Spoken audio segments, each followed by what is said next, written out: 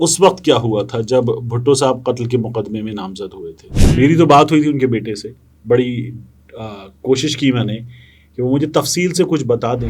آپ کے والد نے پیغامات کی بابت آپ کو بتایا تھا کہ دھمکیاں کس طرح سے مل رہی ہیں, کیا ہو رہا ہے, کیا لیں گے, نہیں میں بات ہی نہیں کرنا چاہتا. میرے بھائیوں کا بھی دیور نے جینا محال کر دیا ہے. 3-4 گھنٹوں کا بھی انتظار نہیں کیا تھا نہیں 1 گھنٹہ بھی نہیں ہوا, اور فوری طور پر انہوں نے کہا کودو. کیا یہ اس قابل ہیں کہ یہ لیگل کورس آف ایکشن میں جا سکیں, فریق بننے کی درخواست دیں اور اس پوری لڑائی کا حصہ بن سکیں؟ آپ کو نظر آتا ہے یہ اس قابل ہیں؟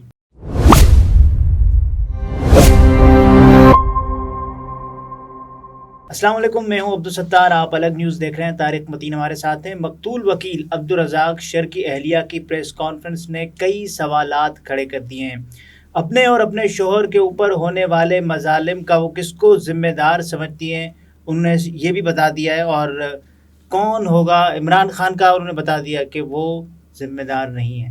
ٹھیک, یہ عمران خان صاحب کے معاملے میں اس معاملے میں سب سے بڑی خبر ہے, کیونکہ عمران خان صاحب کے کیس میں جب یہ قتل کا مقدمہ آیا تو یہ کہا جا رہا تھا کہ جس طرح بھٹو صاحب کے کیس میں چیزیں آگے جا کر انفولڈ ہوئیں, جس طرح کا مقدمہ تھا, جس طرح کی دفعات تھیں, تو یہ کچھ اسی طرح کی چیزیں نظر آ رہی ہیں.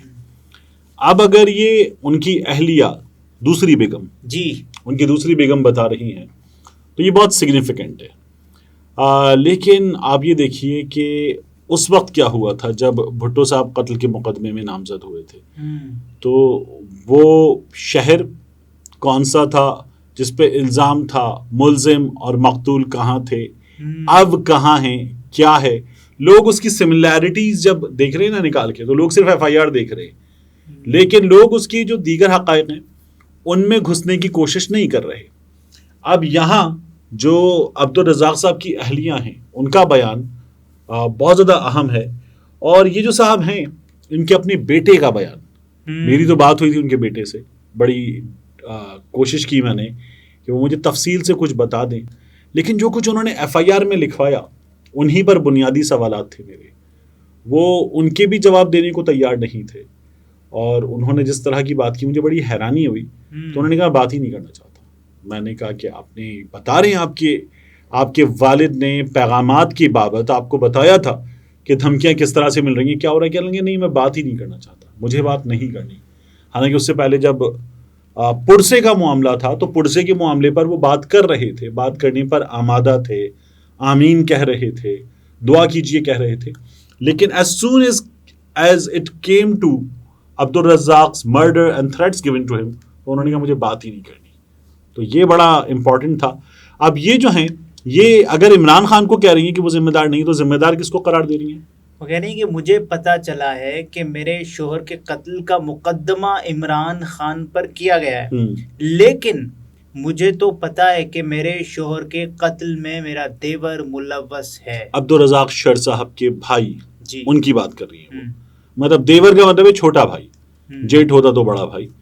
تو یہ کوئی ان کے کردار کے حوالے سے مزید بات کرتی ہیں. وہ کہہ رہی ہیں کہ میں شہید کی بیوہ ہوں, 4 بچوں کی ماں ہوں, میرے بھائیوں کا بھی دیور نے جینا محال کر دیا ہے. اچھا, تو یہ اپنے بھائیوں پر ہونے والے جو بھی ہے ظلم و ستم, وہ بھی کہہ رہی ہیں کہ اس کے ذمہ دار بھی دیور ہے. لیکن آپ ایک چیز دیکھیے کہ یہ گھر سے آنے والی گواہی ہے, یہ ریلیونٹ اور واسطہ پڑے ہوئے لوگوں کی گواہی ہے جی, اور یہ گواہی فوری طور پر نہیں آئی, یہ بعد میں سامنے آئی ہے. یعنی وہ جس کنڈیشن میں بھی تھیں, مینٹل کنڈیشن میں, جس اسٹریس میں تھیں, اس سے نکل کے انہوں نے ہمت کی کہ وہ میڈیا سے بات کریں, انہوں نے بات کی ہے.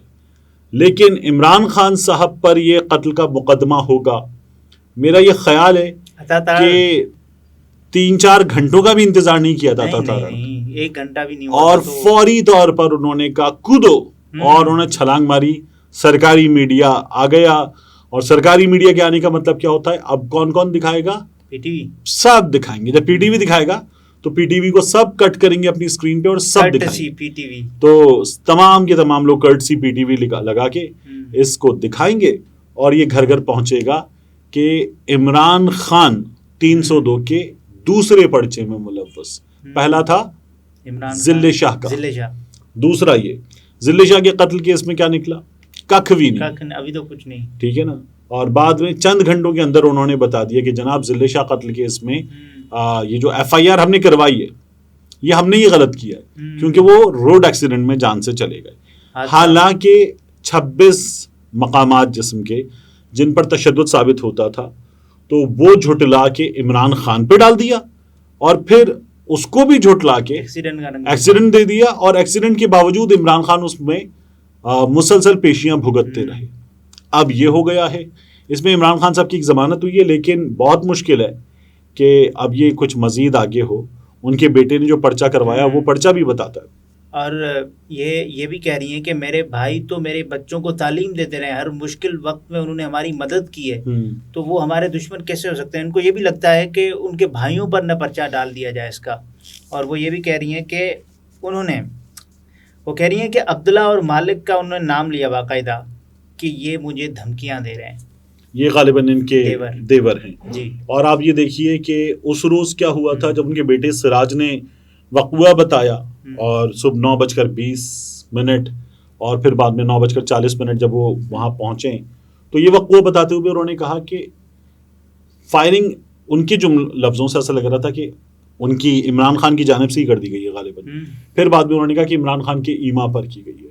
اب یہاں یہ پورا خلاصہ ہو رہا ہے. اچھا، مقتول کے اہلیہ یہ بھی بتا رہی ہیں کہ جو ان کے بڑے بھائی تھے جن کو شہید کیا گیا وہ بھی میرے دیور نے کیا. تو اس حکومت نے کیا کام کیا؟ اس حکومت نے انتہائی درجے کی انتقامی کارروائی کرتے ہوئے یہاں عمران خان صاحب کو گھسیٹ کے ڈالنا تھا، ڈال دیا. آپ کو یاد ہے ایک اور سابق گورنر پنجاب عمر سرفراز چیمہ کا کیس، اس کیس کو تو ہم نے انویسٹیگیٹ کیا اچھا خاصا جی، اور اس کی ریلیونٹ پارٹیز سے بات کی.